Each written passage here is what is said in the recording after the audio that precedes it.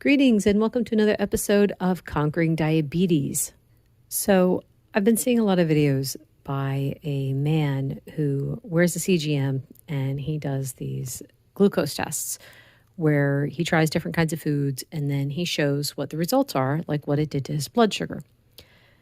What's interesting is that he is not diabetic.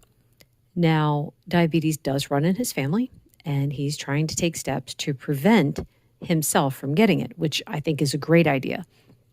This is how I felt when I started learning more about diabetes and noticing that I was having the symptoms, that I was becoming insulin resistant.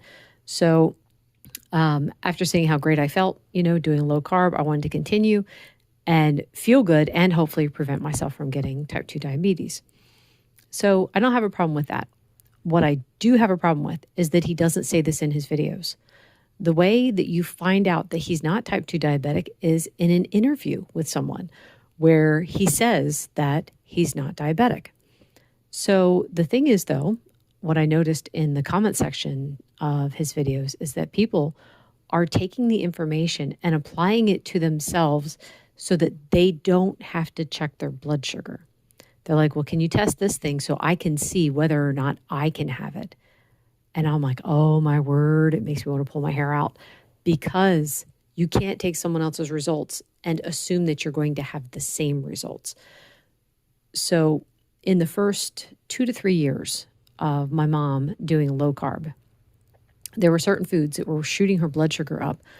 We assumed it wasn't the food because we knew Dennis Pollock from Beat Diabetes could have these foods. So here we were taking his results and applying them to my mom and assuming maybe there was just something wrong with her. Now, finally, we did realize that no, there are foods that she cannot have. They just raise her blood sugar too much. She is too sensitive. Now, there are foods that she can have that raise other people's blood sugar, like tomatoes. She can have tomatoes, she can have tomato sauce, and it does not raise her blood sugar.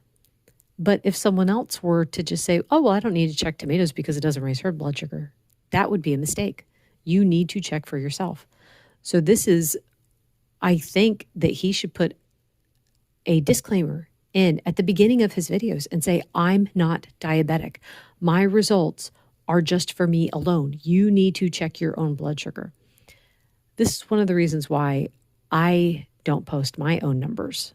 I have checked in the past, and I could tell you that my numbers are always good. But what does that help someone who's diabetic? It's not going to help them, because they're going to be like, oh, well, it doesn't raise her blood sugar, so therefore it shouldn't raise mine. No, you must check your own blood sugar to see what foods work for you and what foods don't. Anyway, that is all for today. Thank you so much for listening. Bye.